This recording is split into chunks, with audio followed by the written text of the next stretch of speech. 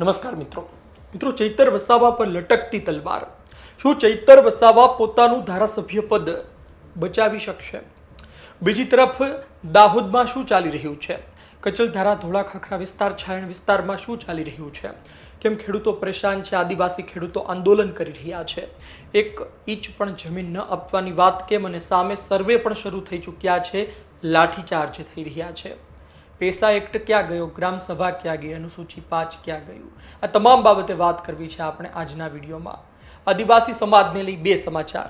એક સમાચાર ચૈતર વસાવાને લઈ, બીજા સમાચાર છે કચલધરા છાયણ વિસ્તારથી, ગોવિંદ ગુરુ લીમડી વિસ્તારથી.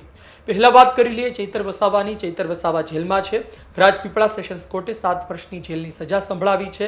મૂળ મુદ્દો તમને ખબર હશે, કપાસની ખેતી. ત્યારબાદ ચૈતર વસાવા વચમાં પડે છે અને વન અધિકારીને મારવાની વાત, ફાયરિંગ કરવાની વાત, આ બધી બાબતને લઈ 7 વર્ષની જેલની સજા તેમને સંભળાવવામાં આવી છે. તેમના પત્ની શકુંતલાબેન વસાવા બહાર નીકળી ચૂક્યા છે. ચૈતર વસાવા, તેમના પીએ, અન્ય 3 વ્યક્તિની વાત છે અને આ વચ્ચે ચૈતર વસાવા માટે જામીન અને સજા પર રોકની અરજી મૂકવામાં આવી છે. તે એડમિટ થશે આવનાર દિવસમાં. પુરાવા ચેક કરવામાં આવશે, ત્યારબાદ દલીલો બંને પક્ષની સાંભળવામાં આવશે, ત્યારબાદ આપણને ખબર પડશે. પરંતુ વાત એ છે કે સજા પર રોક સામે ન આવે, સ્ટે સામે ન આવે તો પછી ચૈતર વસાવાનું ધારાસભ્ય પદ જઈ શકે છે. અને ચૈતર વસાવાનું ધારાસભ્ય પદ જાય એટલે તમે સમજી શકો એ વિસ્તારમાં ચૈતર વસાવાને કેટલું નુકસાન અને આ સાથે આમ આદમી પાર્ટીને કેટલું નુકસાન. હવે આપણે બીજા મુદ્દા પર જઈએ. બીજો મુદ્દો છે દાહોદના ગોવિંદ ગુરુ લીમડી પાસેનો જે વિસ્તાર છે, કચલધારા, ધોળા ખાખરા અને છાયણ વિસ્તાર, તેની આપણે વાત કરી લઈએ. વાત કઈ તેવી છે કે જીઆઈડીસી એ વિસ્તારમાં નાખવાની વાત છે. આ પહેલા પણ વિરોધ, ફરી એક વખત વિરોધ કરવામાં આવ્યો સર્વેની કામગીરી, અને પહેલા પણ કલેક્ટર કચેરીએ આવેદન. આપને પહેલા થોડું કહી દઉં કે કચલધારા અને છાયણ વિસ્તાર છે, ત્યાંના ખેડૂતો પરેશાન છે. ત્યાંના ખેડૂતો, આદિવાસી લોકોની વાત છે કે આ વિસ્તારમાં વર્ષોથી અમે ખેતી કરીએ છીએ. પેસા એક્ટ અંતર્ગત વિસ્તાર આવે છે, અનુસૂચિ 5 અંતર્ગત વિસ્તાર આવે છે. આ વિસ્તારમાં તમારે કશું કરવું હોય તો ગ્રામસભાની પરવાનગી લેવી પડે. ગ્રામસભામાં ઠરાવ કરવામાં આવ્યો છે 1 જુલાઈ 2026નો. તમે કચલધારાનો ઠરાવ લઈ લો, છાયણનો ઠરાવ લઈ લો, ઠરાવ 3 અને 7 લઈ લો, તો કહેવામાં આવ્યું છે કે અમે તેનો વિરોધ કર્યો છે. જીઆઈડીસીનો અમે વિરોધ કર્યો છે. અમે નથી ઈચ્છતા કે આ વિસ્તારમાં જીઆઈડીસી આવે. આમ છતાં પણ કેમ જીઆઈડીસી લાવવામાં આવી રહી છે? ગઈકાલે ત્યાં સર્વે માટે અધિકારીઓ ગયા હતા અને ત્યારબાદ લાઠીચાર્જ કરવામાં આવી. તેના દ્રશ્યો પણ સામે આવ્યા. પરંતુ મૂળ વાત એ છે કે ગ્રામસભાએ ઠરાવ કર્યો, પરવાનગી નથી આપી. આમ છતાં પણ જમીન સંપાદનની વાત કેમ? તે પણ કરવી છે.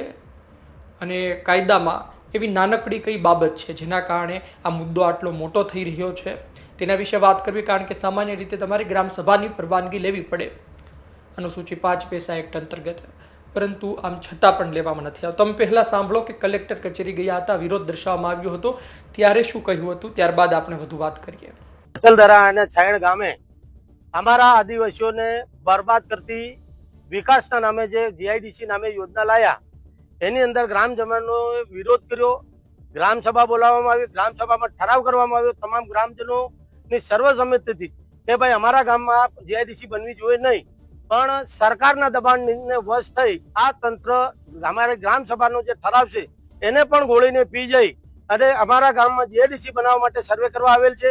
આજ રોજ અમે જિલ્લા કલેક્ટર શ્રીને આવેદન મારફત રજૂઆત કરવા માટે આવ્યા છે કે સાહેબ, દિલ્હી બોમ્બે કોરિડોર હાઈવે, માછણ નાળા જળાશય યોજના, કાલીટુ જળાશય યોજના, ડોમેસ્ટિક એરપોર્ટ અને નવીન રેલવે લાઇન, આ તમામ યોજના અમારા લીમડીની અંદર લાવી અને અમારા આદિવાસીઓનો ખાત્મો કરી નાખવાનો એક ષડયંત્ર સરકાર દ્વારા કરવામાં આવી રહ્યું છે. એટલે મેડમને અમે રજૂઆત કરી છે કે બેન, અમારા આદિવાસીઓ શાંતિમય જીવન જીવી રીતે આવતા રહ્યા છે, તો અમારા આદિવાસીઓની જમીન છીનવી લઈ એમના બાળકોના ભવિષ્યની ચિંતા કરી અમારા આદિવાસીઓને છંછેડવાની કોશિશ કરવામાં નહીં આવે. આવનાર સમયની અંદર અમે તમામ આદિવાસીઓ મોટું આંદોલન કરી અને જે અમારો હક અને અધિકાર છે એ કળ અને બળ સ્વરૂપે પણ અમે હવે લઈને જ જઈશું. કેમ કે તમામ યોજનાઓને લઈ અને અમારા આદિવાસીઓનો વિકાસના નામે વિનાશ કરી નાખવામાં આવ્યો છે. એટલે કલેક્ટર શ્રીને અમે વિનંતી કરી છે કે આપ રૂબરૂ સ્થળ નિરીક્ષણ કરી અમારો જે માંગ છે એને નજરઅંદાજ ના કરી અમારી જે માંગ છે એને સ્વીકારો અને આ જે જીઆઈડીસી ની યોજના છે એને રદ કરો, એ માટે આજ રોજ અમે આવેદન પત્ર આપ્યું છે. તો આપે સાંભળ્યું કે શું કહેવામાં આવ્યું હતું, પરંતુ ત્યારબાદ પણ લાઠીચાર્જના દ્રશ્યો સામે આવ્યા હતા. તમે સમજો કે કચલધારા વિસ્તારમાં પોલીસ કર્મચારીઓનો મોટો કાફલો ખડકી દેવામાં આવે છે, સવાલ પૂછવામાં આવે છે, વિરોધ કરવામાં આવે છે તો લાકડીઓ પડે છે. અમારા ગુજરાત તકના સંવાદદાતા ધ્રુવ ગોસ્વામી તે લોકોની વચ્ચે પહોંચ્યા હતા. સાંભળો શું જવાબ આપવામાં આવ્યા. આવ્યા અને આ પાસે લેડીઝે દંડા માર્યા. પછી આ મૂકી જાય કે દંડા શું કા મારો છે, જજે છે અમે અને તમે શું કા દંડો મારો છે, એવી રીતે પછી નચ્યા બાજ્યા, ભાગો ભાગો ભાગો કરીને બગાડ્યા અને દંડા મારતા જાય વાહે. સવારે ક્યાં હતા આપને, કઈ રીતે આ પોલીસ તંત્ર આવ્યું અને તમામ ટીમો આવી, શું ઘટના? તો 7 વાગ્યાની પોલીસ આવી ગઈ. તે અમે તો એમ જાણીએ કે કોણ આયા છે એમ, તે અમે જોવા અમે પોતપોતાની ખેતીવાડીમાં ઘેર માથા અડધા નકળ્યા નહીં હતા. તે પછી બધા આયા, તે પછી બધા એમ કે અહીંયા કરતા કરતા બધા અહીંયા ખેતરમાં કઈ આવી ગયા એમ કરે ને બધા જોવા નકળ્યા. તે જોવા નકળ્યા તે પછી એમ કે એને એમ કે આ લેડીઝ છે એમને બી પકડ્યો અને એમને બી મારો એમ કરીને બધા અમારા ઉપર હુમલો કર્યો. તે અમે પછી બધા લેડીઝ બધી હાથે પડી. તે પછી માણસને મારતા મારતા બધાને અડધાને પકડીને બી લઈ ગયા. તે અમે સાહડો એમાં અમે આવવા નહીં દઈએ અને અમે આલીએ ને અને ભણવા દઈએ ને, એક સાહડો બી નહીં આલીએ અમે જગા. મહિલાઓમાં ભારે રોષ જોવા મળી રહ્યો છે. આપ ક્યાં હતા અને સવારે શું ઘટના શું બની? પોલીસ આવી, સર્વેની ટીમો આવી, ત્યારબાદ શું ઘર્ષણ શું થયું? ખેતરમાં લીંદડી કરતા હતા. હવારમાં આવી ગયા 7 વાગ્યે. અમે તો અહીંયા કોણ આવ્યા જોવા નીકળ્યા, બધી પોલીસ થઈ ગઈ. પોલીસ આવી ગઈ એટલે બધા માણસો વાહે જ પડવા માંડ્યા. જેવી આવી તેવી વાસે પડવા માંડી. આ કોણ છે એમ કરીને જોવા નીકળ્યા. ફેરનો કીધું આ બૈરાને વાસે પડો. બૈરા ભાગ્યા, બધા ભાગ્યા. 4 માણસને પકડ્યા અને મારતા મારતા લઈ ગયા ડબ્બામાં ગાલી દીધા. કાં લઈ જાય છે મારા માંડ્યા. અમે ડોંગર ચડી ગયા, ડોંગરે પાછળ પડ્યા. અહીંયા બળિયા કોતાડામાં પોલીસ, અહીં બાજા ડોંગરે પોલીસ, જઈ બળિયા પોલીસ સમાતી નથી. જીઆઈડીસી મામલે જે ખેડૂતોએ આજે પોલીસ સાથે પણ બાદબીડી હતી ને વહીવટી તંત્ર સાથે પણ બાદબીડી લીધી હતી, કેમ કે તેઓનો વિરોધ છે કે અમારા વિસ્તારમાં અમારી જે સર્વેની જમીનો છે ત્યાં અમે જીઆઈડીસી નહીં આવવા દઈએ. અમારી પાસે સાથે સ્થાનિક આગેવાન છે, તેમની સાથે વાત કરીશું. શું ઘટના બની હતી, સમગ્ર ઘટનાને લઈને આપ શું કહેવા માંગો? અમે એટલું જ કહેવા માંગીએ છીએ સર કે સવારના 7 થી 8ના ગાળાની અંદર 700 થી 800 પોલીસનો સ્ટાફ કચલધરા ગામ ખાતે ખડકી દેવામાં આવ્યો અને આવતીકાલે અમે કલેક્ટર મેડમ શ્રીને આવેદનપત્ર પણ આપ્યું. પણ જે સવારમાં પોલીસ સ્ટાફ આવી અને હવામાં મિનિમમ 4 થી 5 ફાયરિંગ કર્યું અને લોકોને જબરજસ્તી ગળદાપાડુનો માર મારી અને બેરહમીથી ગાડીઓમાં પૂરી અને મિનિમમ અમારા માણસો લઈ ગયા. કઈ લઈ ગયા છે એ અમને હજી પણ ખબર નથી. ચોક્કસથી વર્ષોથી આ જીઆઈડીસી મામલે લડત લડતા આગેવાનો પણ અમારી સાથે છે. શું કહેશો? આજે પોલીસે દમન નીતિ વાપરી, વહીવટી તંત્ર પણ તેમના સાથે રહ્યું ને આજે ખેડૂતોને પોતાના જ ખેતરમાંથી ખદેડી અને આ રીતે મારવામાં આ તો તદ્દન દુઃખદ ઘટના છે સાહેબ, કેમ કે આ લોકશાહી છે, રાજાશાહી નથી. અને આ લોકોએ જે રાજાશાહી જેવું વર્તન કર્યું, ઉપરથી જે તે જવાબદાર અધિકારીઓના મેળવવાના કારણે અમારા માણસોને બહુ માર્યા છે અને નીચે જમીન ઉપર ઘસેડીને પણ માર્યા છે. વિડીયોમાં પણ દેખાય છે અને બધે પકડીને લઈ ગયા છે.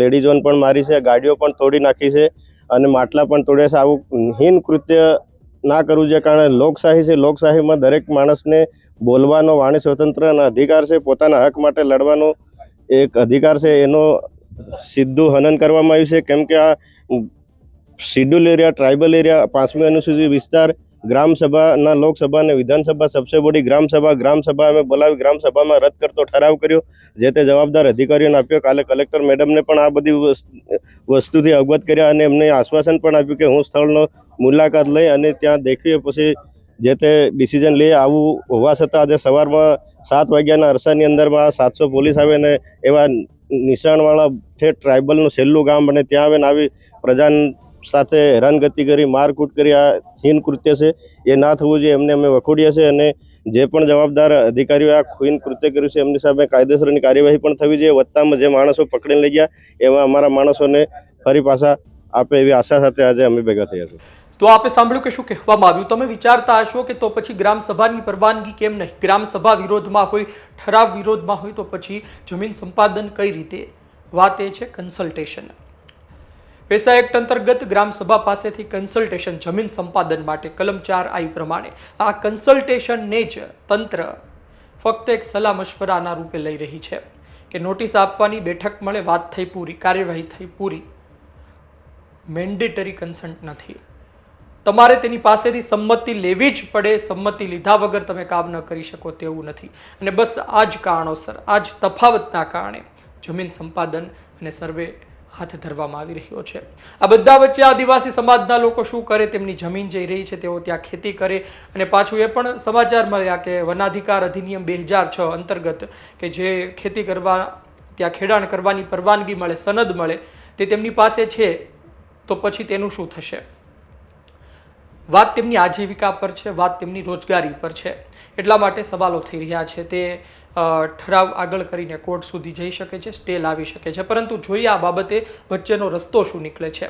હાલ તો ગ્રામસભાને લઈ, પૈસા એક્ટને લઈ, અનુસૂચિ 5ને લઈ સવાલો થઈ રહ્યા છે. અને આ બધા વચ્ચે આદિવાસી સમાજના લોકો એ કહી રહ્યા છે કે અમારી મંજૂરી નથી, ગ્રામસભા જેવો અમારી પાસે કાયદો છે, આમ છતાં પણ નથી ચાલતું.